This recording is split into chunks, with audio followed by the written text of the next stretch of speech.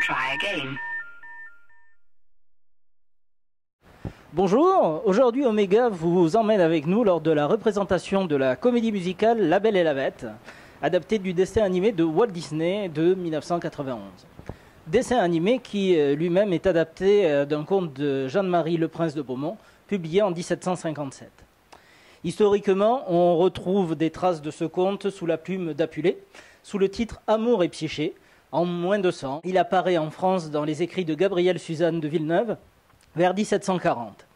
Il sera popularisé par Jeanne-Marie Le Prince de Beaumont en 1757, parmi son recueil intitulé « Magasin des enfants ».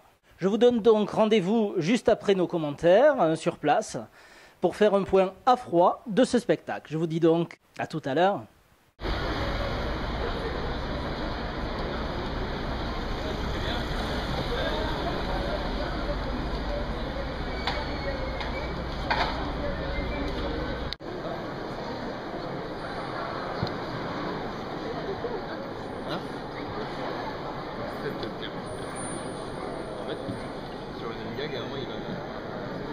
Omega aujourd'hui est venu voir La Belle et la Bête. On est pour l'instant à Entr'acte. Premiers avis sur le spectacle, une mise en scène très efficace, des changements de décor exceptionnels. Au niveau de la musique, un bon respect d'un style musical Disney. On va par contre maintenant attaquer vraiment la grosse partie du spectacle. On peut dire que le jeu d'acteur est quand même assez intéressant pendant toute cette première partie et on se donne rendez-vous à la fin pour un avis complet.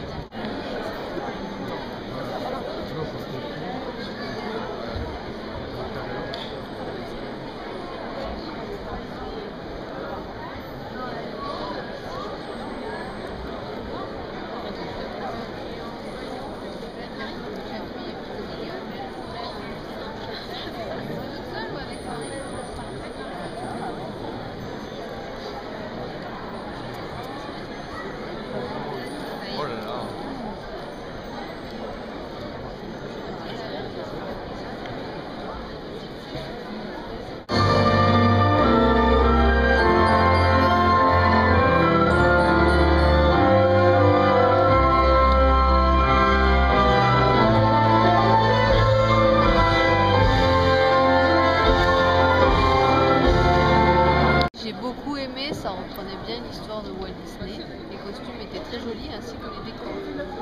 J'y retourne quand tu veux. Comme promis, on se retrouve donc au bout de ces 2 heures de spectacle, un peu plus, 2 heures et demie. On reste sur la même impression, en tout cas au niveau des décors, du changement de décor, de la lumière sur les décors, c'est énorme. Donc en tout cas, nous on peut que vous conseiller de venir.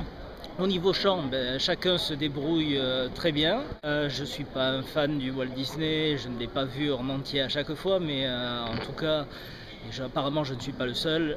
La Belle, on a envie de la virer plusieurs fois, voilà. Tous les acteurs et les chanteurs sont très bien dans leur rôle.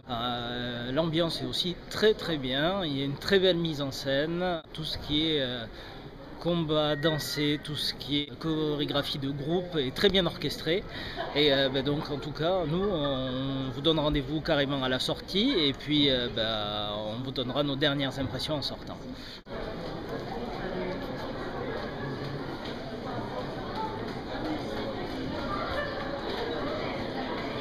Voilà, donc comme promis, c'est la fin, on vient de sortir, donc on tenait simplement à rajouter que les musiciens sont aussi exceptionnels, qu'ils ont fait un très beau boulot et ils ont même du courage parce qu'avec les fumigènes qui leur arrivaient dessus, ils ont quand même réussi à continuer à jouer jusqu'au bout. Donc voilà, donc en tout cas Omega vous incite à aller voir La Belle et la Bête au Théâtre Mogador. Nous on ne sait pas, on va voir, il y a encore plusieurs présentations qui sont prévues, donc on va voir si éventuellement on retente un jour ou pas. Voilà, donc on vous dit à bientôt pour un prochain reportage Omega. Eh bien on se retrouve comme promis pour faire le point sur nos impressions une fois l'excitation du moment passé. Comme vous l'avez pu le voir, on était totalement à fond en sortant. En tout cas, une chose est sûre, ce spectacle m'a enchanté. Et pourtant, cela n'était pas gagné, vu que je ne suis pas un fan des adaptations en français des œuvres de Walt Disney. Oui, je ne peux que conseiller à toutes et à tous de regarder les Disney en VO, car les adaptations en français ne sont pas toujours fidèles. Si on passe outre les adaptations des textes des chansons, l'ensemble est assez agréable à regarder et à écouter. La féerie apportée par la gestion et la qualité des décors nous plonge directement dans l'univers de La Belle et la Bête. Chaque changement de décor est particulièrement bien réalisé, sans venir interrompre le rythme de la représentation. La qualité des costumes se rajoute au décor pour compléter à la perfection chaque tableau. Mon conseil, faites particulièrement attention aux modifications des costumes des objets magiques. Tous ces personnages-là ont leurs costumes qui évoluent, regardez bien, c'est très intéressant. La mise en scène est efficace, les chorégraphies sont très bien réalisées et la troupe donne l'impression de prendre du plaisir à les interpréter. Côté musique et chant, les chansons sont très bien interprétées, aussi bien par les chanteurs, acteurs, danseurs que par les musiciens. À ce titre, je tire mon chapeau aux musiciens qui continuent à jouer alors que leur fosse est envahie par les fumigènes. Seul bémol à cette représentation, mais il semblerait que ce soit un peu le cas aussi du ressentiment par rapport au dessin animé, on a envie de dire à la Belle, mais tais-toi donc, s'il te plaît, arrête de geindre, arrête de chouiner, tais-toi, fais quelque chose.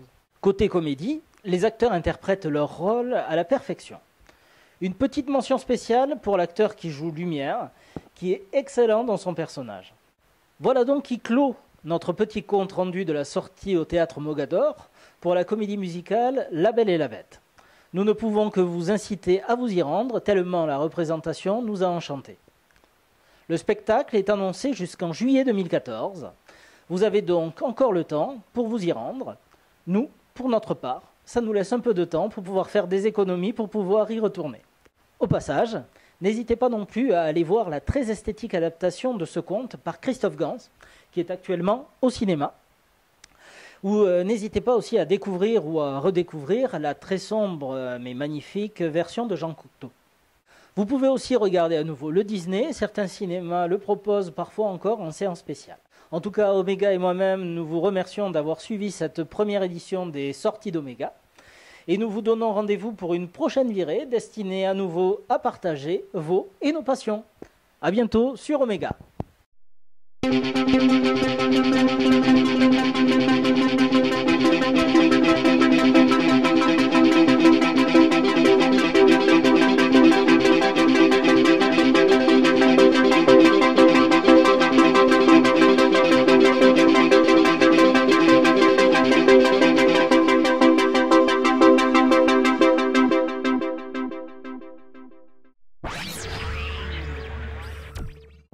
3, 2, 1, on y va.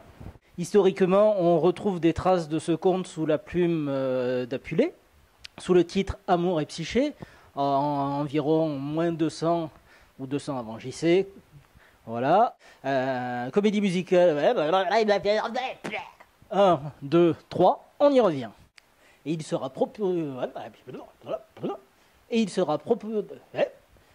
popularisé par Jeanne-Marie Le Prince de Beaumont en 17... Je vous dis donc bonne continuation et à tout à l'heure. À tout à l'heure. Il y a moins de problèmes d'adaptation. L'adaptation... La féerie apportée par... La féerie apportée par la gestion et la qualité des décors nous plonge dans l'univers de la bête. De la belle... La féerie apportée par la gestion des... Les chorégraphies sont très bien réalisées et la troupe...